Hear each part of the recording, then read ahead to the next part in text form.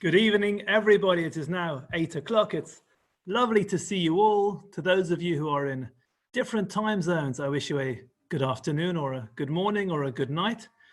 And this evening we have a number of apologies because of some other communal events taking place. And so for those of you who are going to be listening to this tomorrow on Friday, I wish you a good morning and a good afternoon as well. I note that John Krause is here with us. So John, always lovely to see you, and I'd like to wish you a very happy Hebrew birthday for today and many happy returns, and keep going with all your great work as the Mizrahi Shaliach in Emi Monash, keeping things strong there and keeping everything going there. So thank you very much to you, John. This week's Parsha is Parshat Re'eh. Re'eh means to see. But this evening I'd like to talk about something which you cannot see in Parshat Re'eh. And if you look for it, you're not going to find it. In fact, not only is it not in Parshat Re'eh, it does not appear in the Torah at all. Sometimes when it comes to Israel advocacy, people will make comparisons and they'll say, do you know how often Yerushalayim is mentioned in the Quran compared to how often Yerushalayim is mentioned in the Tanakh? And if you make such a comparison, it'll be a rather favorable comparison to the Tanakh. But the key letters in Tanakh are not the Ta, the Torah, it's the Nach, it's the Nevi'im and Ktuvim. If you were to draw a comparison between how often Yerushalayim is mentioned in the Quran to how often Yerushalayim is mentioned in the Torah, as in the Chamisha Chumshei Torah, the 5 books of Moses, you will find that it's not such a great Israel advocacy line. Some of the earlier names of Yerushalayim appear in a couple of places in the Torah, but you're not really going to find the word Yerushalayim in the Torah. And not only is it not mentioned, when we read through the Psukim in this week's Parsha, it's very clear that Yerushalayim is intentionally not mentioned by name. And let's have a look at source number 1. To the place that Hashem, your God, will choose, Mikol Shiftechem, out of all of your tribes, Lasum et Shmo Sham, to place his name there, L'shichno tidrashu, seek out his dwelling, Uvata Shama, and come there. So Moshe, once more, is a few weeks away from his death. He's preparing us for entering the land of Israel, and he says, go to the place that Hashem will tell you, the place that Hashem will choose, seek out his dwelling and go there. A few psukim later in Pasuk Yud Aleph, we're told, V'haya hamakom asher yivcha Hashem Elokechem bo l'shaken shmo sham, the place that Hashem, your God, will choose to place his name there.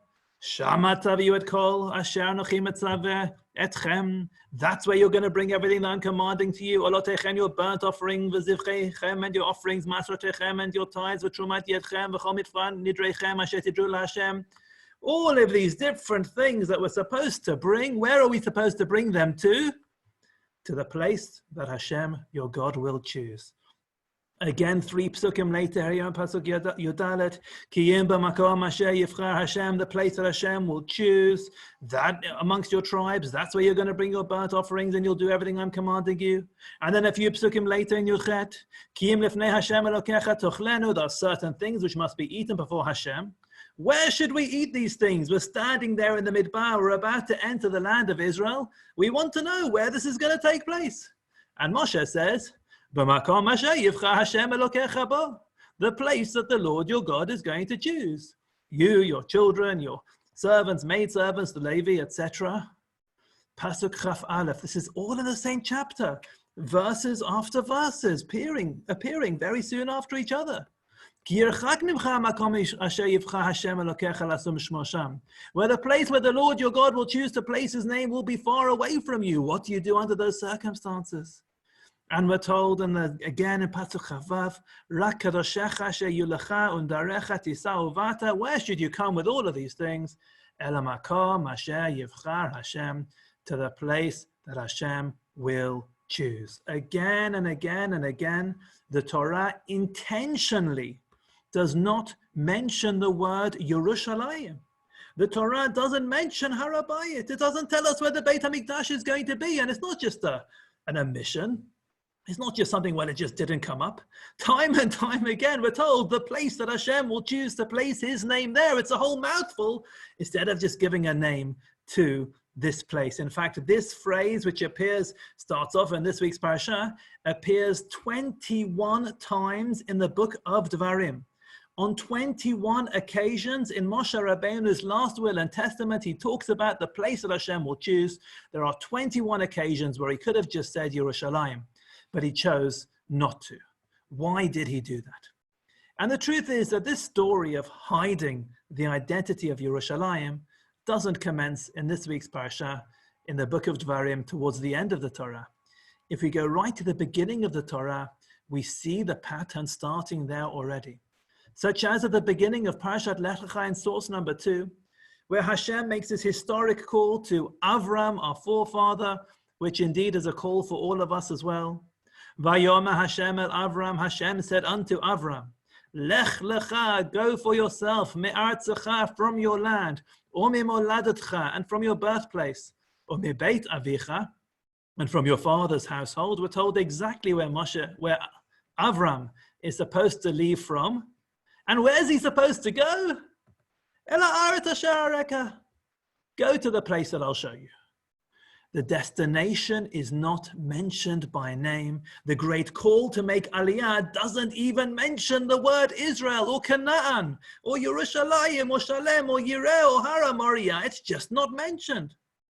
And then again, there's a second Lech Lecha in the book of Breshit. The first Lech Lecha is Avram's physical Lech Lecha to the land of Israel. The second Lech Lecha is the spiritual Lech Lecha of the Akedah, which appears in source number 3. And there we're told, Vayomer Hashem said unto Avram, Kach na et bincha et yichidcha asher ahavta et Yitzchak. These are very key psukim in the book of Breshit.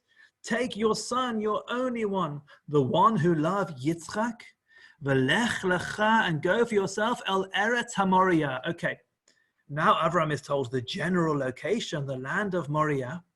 V'aleu sham le'olah, and offer him up there as a burnt offering. But where exactly should Avram go? Alachat ha'arim asher amar elecha. It'll be on one of the mountains that I will tell you. Hashem doesn't put the destination into the GPS.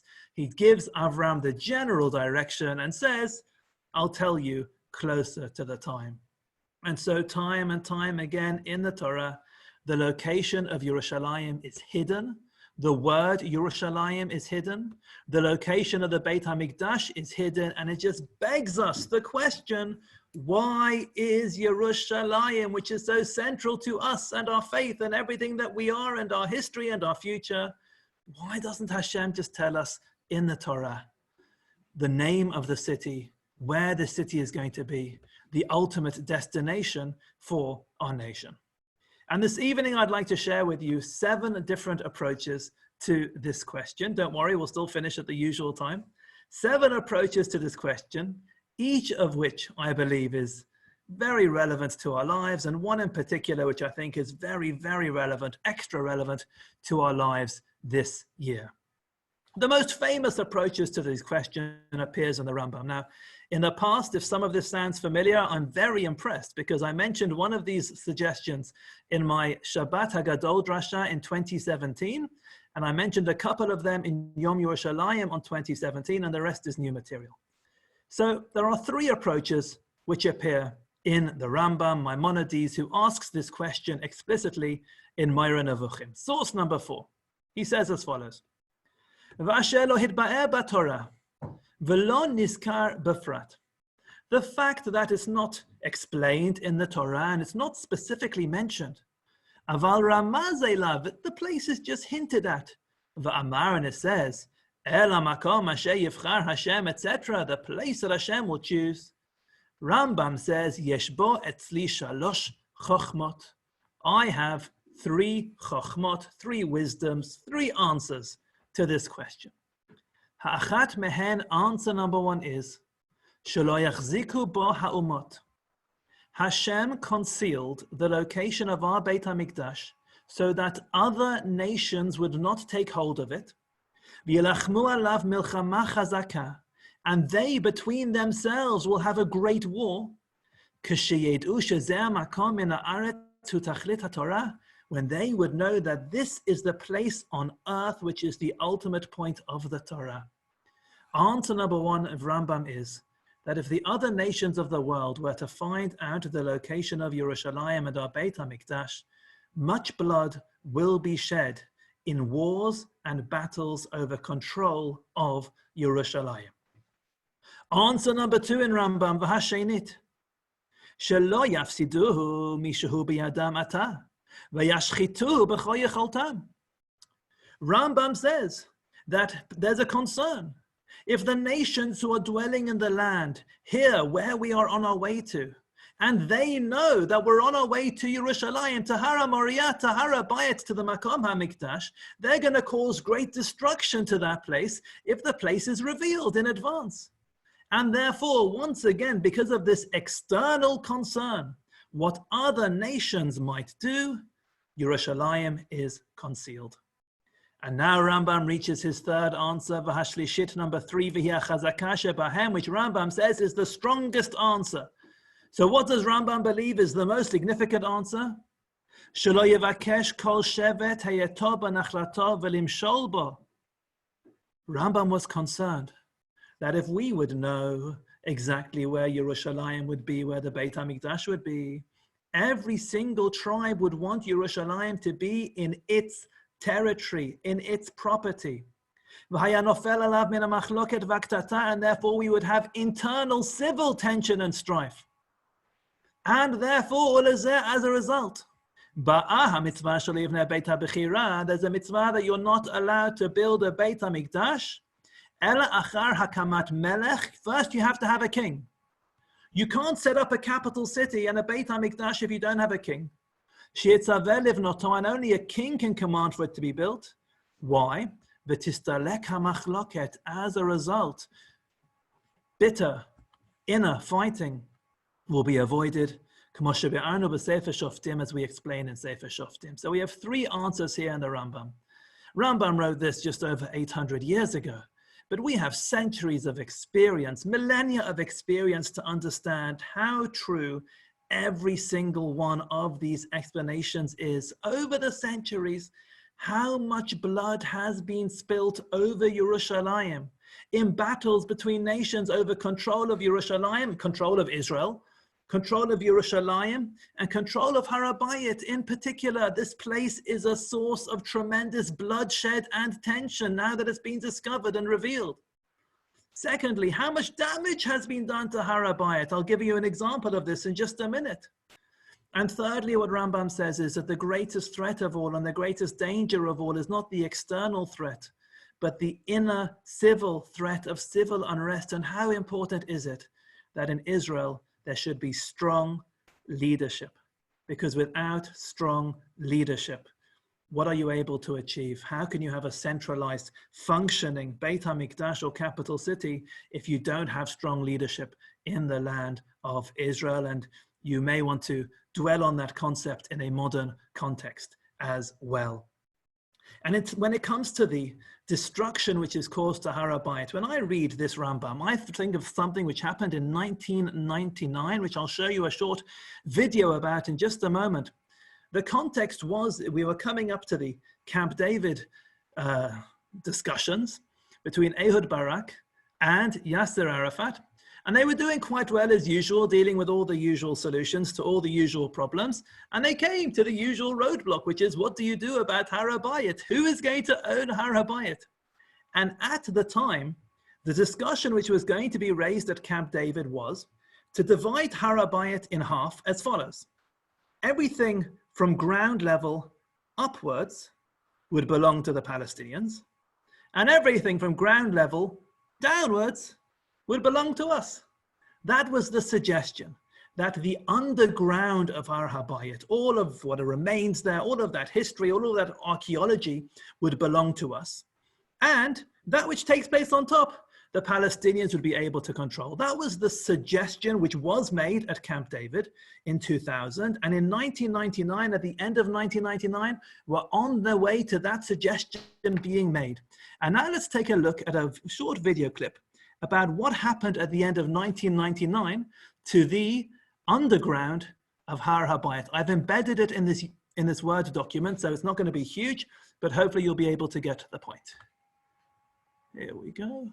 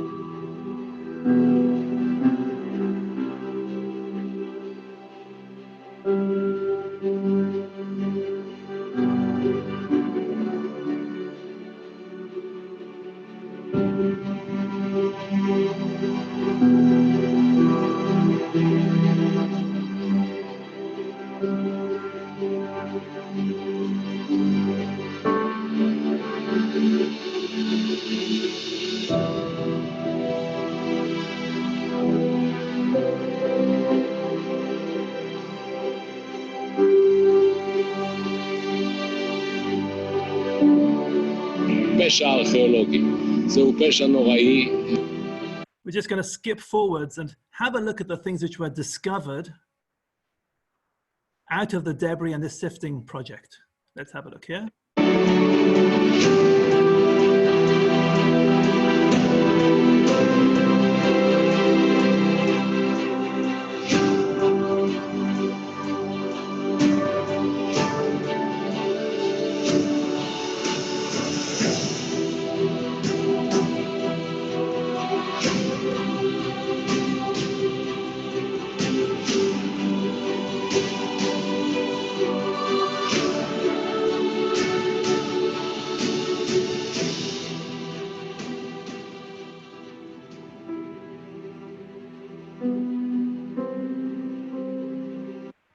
$500,000 artifacts so far have been found in this rubble, which is being sifted through. Now, this clip is a fundraising clip, which is a branch of the Amutat Elad, the El Ir David Foundation, which is Ir David in Yerushalayim. And I need to say that because I'm taking their footage, and you can view the entire clip online on YouTube. But what do we have here? This is exactly what Rambam was describing. When it is known that we are on our way to Har HaBayit, people can cause great destruction before we get there. And in this situation, it was just known that we were on our way to owning that which is below Har HaBayit, and tremendous destruction was caused. And although we found 500,000 artifacts, so much value is lost, because when it comes to archaeology, so much is understood from the layers in which artifacts are found, and therefore you're able to know which artifacts are from the same period and what was used at which time. But here, because we have these thousands of tons of rubble which is just thrown into Nachal Kidron, a lot of that knowledge has been destroyed and has been lost. And if you want a great family activity in Yerushalayim, you can go to Nachal Kidron, you can book it through Ir David, and you can get your own pan, and you can sift through the rubble yourself, and you're likely to find a piece of mosaic or a piece of pottery or something, which I'm sure wasn't put there for the tourist group, but it's a genuine archaeological find when you arrive there, and you can be part of this project. So Rambam has provided 3 reasons why the identity of Yerushalayim is hidden. And the truth is that Yerushalayim has been a point of tension from the very beginning of time. Let's have a look at the very first murder in world history, which can be explained as a microcosm for all future murders and all future acts of violence. Because when it comes to the first ever murder, something is missing in source number 5. Let's read what took place. Vayomer Cain el Hevel achiv.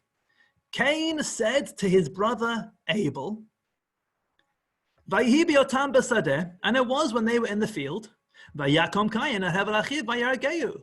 Cain arose on his brother Abel and killed him. There's something missing in this pasuk. It's this gap I'm about to make over there. Cain said to his brother Abel, we're not told what the one brother said to the other brother. We don't know what the argument was about. We don't know why he killed him. The Torah says Cain said to Hevel, and it's an obvious gap, which is shouting out for the Midrash to fill in that gap. And then we're just told they were in the field and Cain arose and killed him.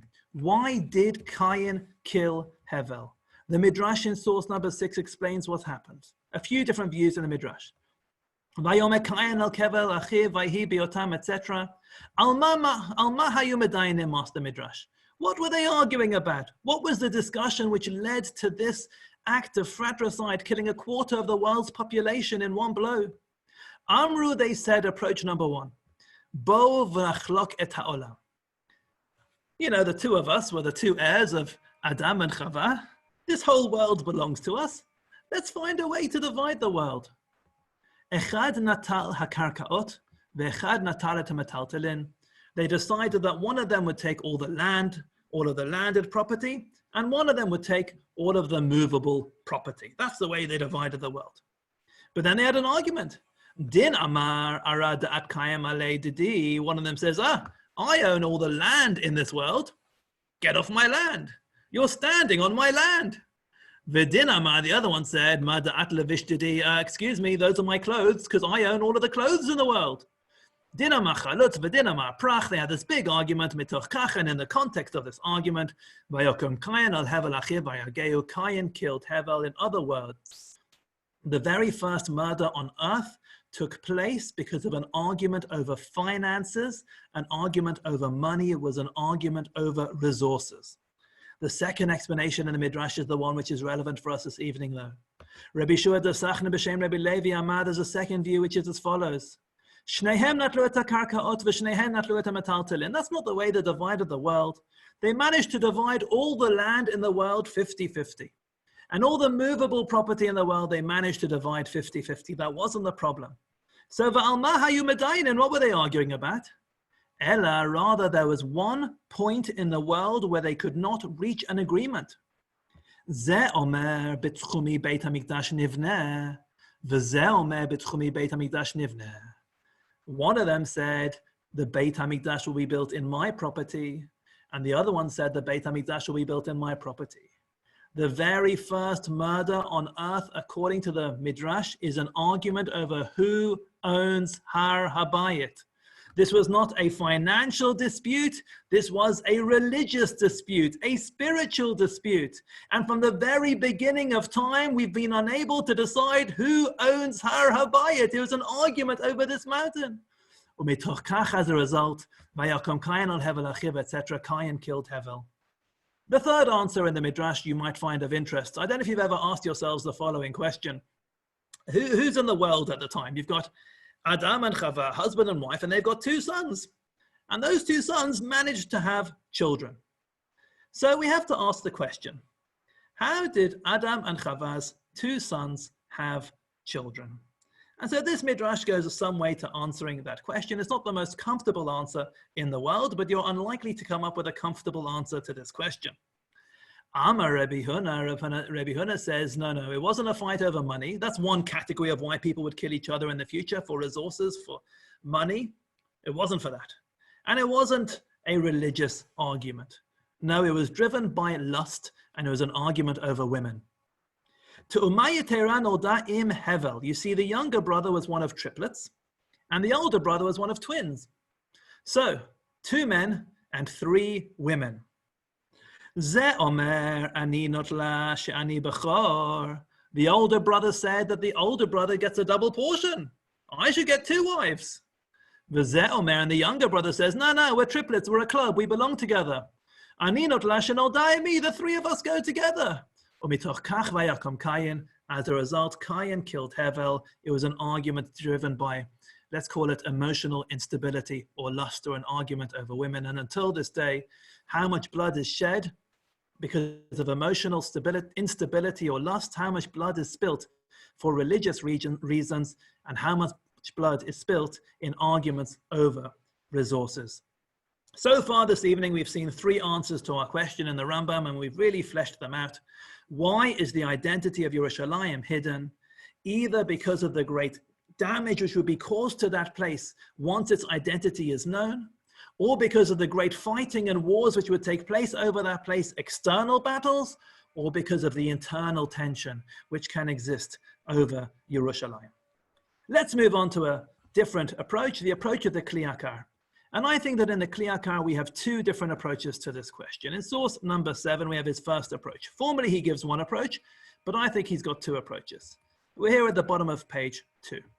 This is the Kli Yakar on this week's Parsha.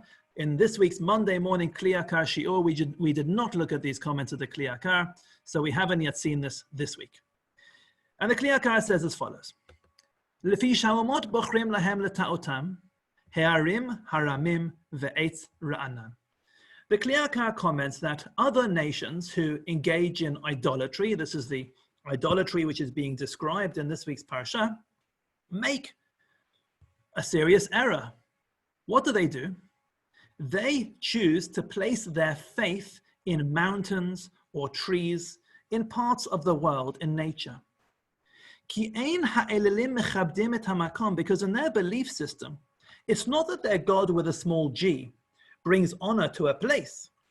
Ela hamakom mechabdam, the place gives honor to the God with a small g. He says when it comes to idolatry, you can reach a situation whereby people attribute more significance to the location in which their God with a small g is found than the God with a small g itself. It's what Rabbi David Rosen, the former chief rabbi of Ireland, calls, when it comes to shuls, the edifice complex, where sometimes people are obsessed about the edifice of the shul and which name is on it, or the actual building and the bricks of the shul, less than what they should really focus on, which is who belongs in the shul, which is Hashem. And that's an idolatrous approach. An idolatrous approach is when you prioritize the location of God over God himself. And therefore, Moshe is telling us in this week's Parsha, at the bottom of page 2, this should not be your approach to your worship of Hashem. Don't think that you're going to choose the place, i.e. that you're going to highlight the place. The whole value of the place is that Hashem chose that place. Hashem's the one who's choosing and not you. It's not that Hashem's honor depends on the place. Hashem brings honor to that place. Therefore, you should seek out shichno, where Hashem dwells. Don't get obsessed with the place, with the location, with the edifice, with the building. That's not the point. The point is the person who dwells in that space. Keep your focus on Hashem. Lo tidrushu el makom. Don't worry about the location.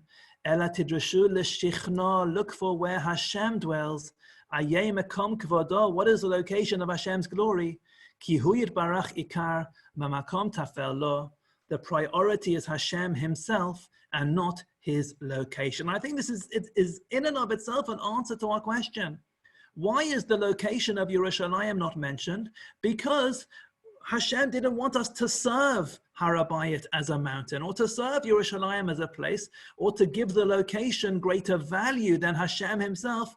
The aim is to keep the focus on Hashem as opposed to the location. The Kli Yakar then gives us his own official answer, which is our answer number 5 this evening at the top of page 3. Why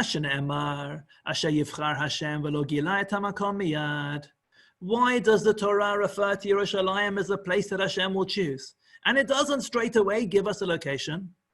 He starts off by saying, Natan harav hamoresh shlosha tamim b'davar. Rambam gives 3 reasons. And then he goes on to say, they're quoted by Abarbanel. V'omer ani sheyesh sod b'davar. And I say, this matter must be a Kabbalistic secret. Even Avram wasn't given the location straight away. And he was just told, as we've seen, go to one of the mountains that I'll tell you. V'karashmo Hashem yir'eh. And Yerushalayim in Breshit is called the place where Hashem will see. What does that mean? Ki hu yitbarach haro'eh. It's a place that Hashem can see. Ve'ein itanu yodeh adma. We don't know why. So Kli Yakar says it's a Kabbalistic secret, but I'll give it my best go. And he says as follows, answer number 5, V'karov lishmoa, what makes the most sense is, Shelakach lo gilahu, this is why Hashem didn't reveal the name of Yerushalayim, Shelo yinagu bizayon b'shilo v'nov v'giv'on, so that we would not be disrespectful to Shiloh, Nov, and Giv'on. These were the other locations in Israel where we were able to serve Hashem before we knew the location of Yerushalayim. Hashem or Moshe was concerned as follows. If we would be told that the ultimate resting place is in Yerushalayim and that's where the Beit HaMikdash is going to be, then when we arrive in Shiloh and we build a Mishkan in Shiloh, the concern was that we're not going to take Shiloh seriously. We'll say, very nice, it's Shiloh, but we don't have to take this place seriously. We don't have to respect this place. Only the ultimate goal is of value. And what the Torah wants us to do is not only to focus on the ultimate goal, the Torah wants us to value the steps that we take in order to reach there, to value the intermediate steps as well, not only to value that which is perfect, but to value that which is good and that which is very good as well. And therefore the Kli Yakar says Yerushalayim is not mentioned by name so that we would be able to appreciate the other options we have along the way as well. So far, we've seen 5 answers to our question. Why is Yerushalayim hidden in the Torah? Either to avoid war between the nations, to avoid damage to the location, to avoid civil strife, to prevent us from focusing on the location as opposed to Hashem himself, or to enable us to appreciate the other locations we had on the way to Yerushalayim. The penultimate approach I'd like to share with you tonight appears in the Midrash in source number 8. And the Midrash says as follows: Yachol, a person might think to themselves as follows: Tamtin ad she'omar lecha navi. Wait for a prophet to tell you where it's going to be. I mean, surely that's what you may have thought from this week's Parsha. Moshe tells us 21 times in Devarim, I'll tell you the place, I'll tell you the place, I'll tell you the place. So we'll say, you know what, we got the message. Hashem will tell us when we're there. We're not going to bother. We're not going to think about it. And so the Pasuk continues. Talmud Lomar, it comes to tell us that Hashem's not telling you where it is now, but that doesn't mean you should sit back and wait for Hashem or a prophet to show you where it is in Hashem's name. Rather, the Pasuk continues, L'shichnot tidreshu v'at hashama. Seek out Hashem's dwelling place and you should come there. Drosh umetzah. Seek and you shall find. V'achar kach yomar lecha navi. And then the prophet will tell you where it is. According to this Midrash, why is Yerushalayim hidden? Because Hashem wants us to look for Yerushalayim. Hashem doesn't want to give us Yerushalayim or the Beit HaMikdash on a silver platter. Hashem wants us to actively engage in the search for that place. Now, why would that be the case? Is Moshe Rabbeinu in his final will and testament in the book of Devarim on 21 occasions mentioning an elaborate game of hide and seek, which we're going to engage in when we reach the land of Israel, like a major national afikoman hunt? You know, look for it, look for it. Hashem will tell you when you get there. What's going on here? What is the reason? And I believe that the reason why this is the case is because it is an important educational tool and it's an important experiential tool in developing our connection with Yerushalayim. And in this context, I'll bring you the words from Piaget's theory from 1970, page 715, because Piaget teaches us as follows. Each time one prematurely teaches a child something he could have discovered for himself, that child is kept from inventing it and consequently from understanding it completely. Piaget says when it comes to education, if we give pre-digested, spoon-fed information to our students, then they're not going to learn on the same level. To truly absorb information, then the receiver of the information needs to make the effort themselves. They need to explore, they need to fail, they need to try, they need to have errors, they need to taste, they need to chew, they need to swallow, and they need to digest for themselves. But if we just spoon feed ready-made, watered down information to individuals, they're not truly going to understand. The ultimate educational experience is when a person is taken on a journey of discovery. And through that journey of discovery, they make a kinyan on that information. They acquire that information. There's somebody who's been very excited recently about the concept of the mechitzat habarzel, the iron curtain or the iron wall. Somebody in the shiur this evening, it's really excited them, and they've dedicated the last number of weeks to researching this topic. Now, this person could have found a ready-made answer somewhere, but what they've achieved in the last few weeks of researching this topic and finding the sources and finding it in Gemaras and Midrashim and in Kinot, this has really become part of themselves. They've absorbed this information because they've engaged on this journey of working hard. When it comes to education, we shouldn't spoon feed our students. We have to allow them to engage on the journey itself. Hashem wanted us to appreciate Yerushalayim. Hashem wanted us to love Yerushalayim, to make Yerushalayim part of who we are, and therefore we needed to look for Yerushalayim. We needed to engage on that journey of discovery in order to truly appreciate that place. And this concept also appears in Yerushalmi in source number 10.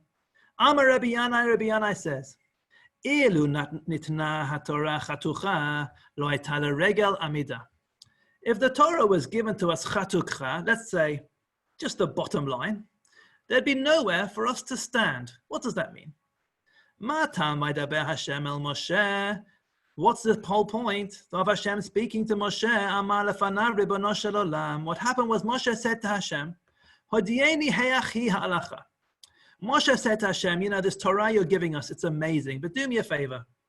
Please give me the bottom line. Just tell me the halacha. Imagine that Hashem would have just given Moshe the Shulchan Aruch, the halachic code. This is what you have to do. This is the manual. This is how it's supposed to be understood and interpreted for your lives. According to the Midrash, Moshe said to Hashem, please just give me the bottom line. Tell me what the halacha is. Amar lo, Hashem said to Moshe, no, I'm not going to do that. Acharei rabim lahatot, you're going to discuss it. You're going to engage in the topic and then you're going to follow the majority. Rabu ha-mezachin zachu, Rabu ha-mechayvin chayvu. Hashem said, I'm not going to give you the Shulchan Aruch on Har Sinai. I'm not going to give you the halachic bottom line on Har Sinai. I want you to be partners in the halachic process. I want you to learn Torah and engage in Torah. Hashem could have given us the Shulchan Aruch, but then we wouldn't have had the entire wealth of knowledge from the Midrashei Halacha and the Midrashei Agadah and the Mishnah and the Gemara and the Rishonim and the Achronim and the Poskim. We'd have none of that. Hashem would have just given us the bottom line. If we're ever frustrated that the Torah is unclear, or we don't know what to do, or there's more than one opinion, that's exactly the way Hashem wanted it to be, because Hashem hides the ultimate goals because he wants us to engage on the journey of getting there. The final approach I'd like to share with you this evening, I believe is very appropriate to us this year. I think they're all relevant approaches, but I think this one is extra appropriate. And you'll forgive me that this approach is not the most Zionist approach in the world. It's not anti-Zionist, it's just not very Zionist, but hopefully you trust me by now that I'm a Zionist and I like Israel, and I think it's where we should all live. Okay, so with that context and understanding, let's look at this approach. Source number 11, it comes from Sefer HaChaim. This is the brother of the Maharal. And I found this source in a Sikha of the Lubavitcher Rebbe on this week's Parsha, where he expands on this source. So what does it say in source number 11? It says that the context is a discussion about the levels of sanctity in Israel and outside Israel. And then it goes on to say, Aval, however, HaMetzapeh tamid lishuat ha'geula. If somebody constantly anticipates the salvation of our ultimate redemption, and throughout their days, that is where their eye is, that is where their attention is, then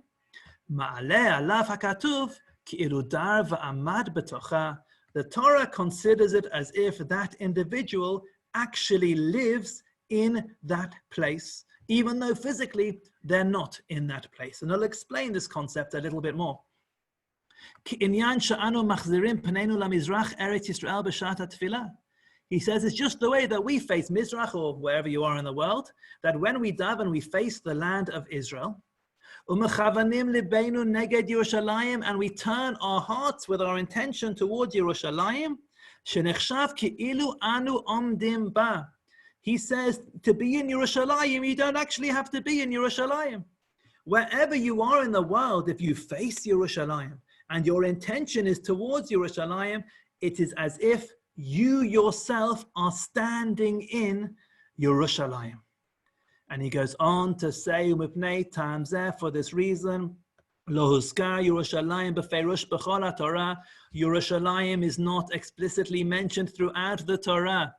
Rak Amar Stam, it just says, the place that Hashem will choose. But it doesn't say Yerushalayim. Why not? Lefi, because Shekol Makom Muktar Mugash Lishma, we can reach Hashem anywhere on the globe. As long as we have our mindsets channeled in with Yerushalayim, V'kol Bichlal HaMakom Asher Yivchar Hashem, everywhere can be the place that Hashem has chosen. What he's saying is that Yerushalayim is not mentioned because not everybody can be in Yerushalayim and not everyone will get to Yerushalayim. But wherever you are in the world, if you place your kavanah on Yerushalayim, it's as if you are in Yerushalayim. And so according to this approach, where is Hashem? Lishichno tidrashu, we have to seek out Hashem's presence.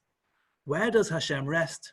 The answer to that question, according to this approach, is Hashem rests wherever we make space for him, wherever that happens to be in the world. You know, Rav Nachman of Breslov said, "L'kol makom shani olech le'eretz Yisrael." Wherever I go, I'm going to Israel. People think that's the most Zionistic thing that's ever been said. But perhaps I think what he was really saying was, you don't have to go to Israel. L'kol makom shani olech. It doesn't make a difference where I go. Wherever I go, ani olech le'eretz Yisrael, because Eretz Yisrael is a concept as opposed to a place. It's not the most Zionist thing, although it's sung with great gusto in a particular Zionist youth movement. But the point here is, what I'm not trying to do is to devalue Eretz Yisrael. What I'm trying to do is to empower those of us who are unable to reach Yerushalayim, or more particularly this year, those of us who are unable to reach our local house of Hashem. The most common question I'm asked at the moment is, what's going to be for Rosh Hashanah? And I think people have stopped asking the question because they know the answer, what's going to be for Rosh Hashanah in Melbourne this year. But Ezrat Hashem, we're going to go out and make sure that everybody will hear the shofar, and we're in touch with the authorities to discuss how we might be able to do that. But this year, it can be really deflating that we are not going to be able to approach the house of Hashem this year. And when we say LeDavid during Elul this year, and we say Shivti B'Veit Hashem Kol Yemei Chayai, we quote David HaMelech's words, longing to dwell in the house of Hashem, just levaker b'heichalo, just to contemplate and visit his sanctuary. Those are very much our feelings this year as we approach the Yamim Noraim. It's not impossible that it'll be allowed, but it's certainly for most of us, it is looking very, very unlikely. But I believe these words can be a source of chizuk for us at the moment, because the point is that the power of a shul is not about the bricks and the mortar, and we shouldn't fall into that trap of suffering from the edifice complex. And we also should understand that Hashem does not live at 81 Balaclava Road. He has a stronger presence there when we're there serving him correctly, but that's not where Hashem is. Hashem can be wherever we want him to be with the right kavanah. In fact, this year is an amazing year. We normally say in Elul HaMelech Basadeh, the king is in the field. This year, HaMelech Babayit. Hashem is going to come to every single one of our homes. On Rosh Hashanah, we're going to attend the coronation of the King of Kings, Melech Malchei Amlachim, HaKadosh Baruch Hu, in our own homes. That's where we're going to daven our Rosh Hashanah Amidah. That's an amazing opportunity. We have to make sure our homes are respectable and ready for the presence of a king, and that we're dressed appropriately for a king. This is the year where we bring Hashem home, because when our houses of prayer are closed, then every single one of our homes has to become a house of Hashem. And this is the message of the Ramah in his very opening comments on the Shulchan Aruch. The opening words of the Shulchan Aruch we've seen in a previous shiur, that you have to wake up like a lion. We've seen that before. The truth is, the very first thing the Ramah says is, don't daven too late in the morning, don't miss the communal prayer. That's the very first thing in the Ramah. But then he goes on to say, Shiviti Hashem lenegdi tamid, Hashem should always be opposite me. Hu klal gadol b'Torah, this is an important general foundational rule in the Torah, and with the levels of the righteous who go before Hashem, that you don't behave the same way at home, b'veito, kishivato b'tnotav v'askav v'hu lifnei melech gadol. You behave differently when you're in front of a member of royalty. And the way you speak and the things that you allow to come out of your mouth aren't the same in the comfort of your own home as they are when you're sitting in the presence of the king. Especially if we can imagine and understand that the great king HaKadosh Baruch Hu, Hashem lo chol haaretz kvado, the entire world is filled with the glory of Hashem. Omed alav v'ro'eh b'ma'asav, if you understand that you are being watched by Hashem himself. These are the opening words of the Ramah in his commentary of the Shulchan Aruch. We have to understand that we are always in the presence of Hashem. And therefore, answer number 7 to the question, why is Yerushalayim not mentioned explicitly in the Torah? To let us know that we can visit Hashem and meet Hashem without going to Yerushalayim. And for us this year, it means we can visit Hashem without going to a Beit Hashem. We can welcome Hashem into every single one of our homes. So we've seen 7 answers to our question tonight. Why is Yerushalayim not mentioned in Torah? to prevent bloodshed between other nations, to prevent destruction, to prevent internal civil strife, to avoid the Oedipus complex, to allow us to value things which aren't ultimately perfect, but they're still very good, to take us on a journey of discovery learning, and to let us all know that we can all bring Hashem into our homes, and Bezrat Hashem, our learning over Elul and the build up to Rosh Hashanah and Yom Kippur. This is going to be the focus of our learning, how we can achieve that and make this Rosh Hashanah the most incredible Rosh Hashanah and most memorable Rosh Hashanah and the most wonderful royal occasion ever. I wish you all a Shabbat Shalom and thank you very much. Can I just toss in a quick couple of ads? Everybody here. If you look at the Mizrahi Matters, there are weekly promotions of different activities. And for example, tonight after the Rabbi's Shul, and you're all welcome. This next week at 7 a.m. before the rain, we're doing a program together with the Rambam Hospital on prostate cancer, racist development, and I invite you to register and attend. Be part of us. Erev Tov and Shabbat. If you couldn't make out what Dr. Lam was saying, yeah. I've got an echo. Then you won't understand me either. But look at Mizrahi Matters and see every flyer and attend every event. Shabbat Shalom. Shabbat Shalom, Rabbi. Shkoch, Rabbi. Thank you. Thank you. Shabbat Shalom. Shabbat Shalom, everybody. It's a very good shield. Yep.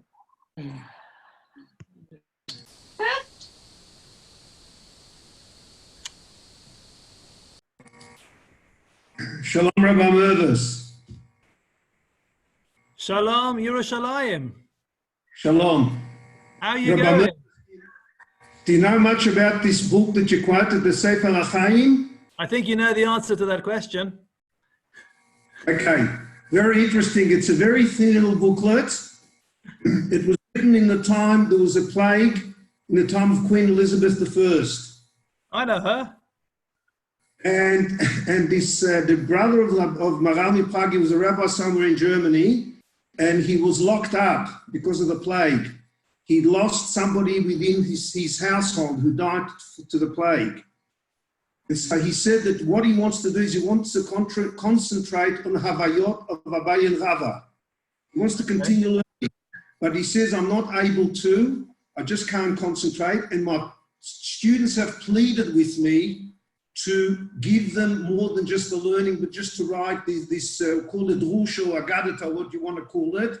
And he says, I've got no choice, but I actually have to write that now. That's what he writes in his introduction. So this is his consolation prize written in lockdown. That's right. So it's a very, very thin little booklet where it's not halakha and it's not shakla v'tarya of the Gemara, but just call it philosophical thoughts. There you go. Well, thank you for that. I'll try to get you a copy of a PDF of the cover page of the book. It must be on Hebrew books or on. Okay. Yes. All right. Well, thank you very much. Be well. Shabbat Shalom. Thanks very much. Shabbat Shalom. Thank you.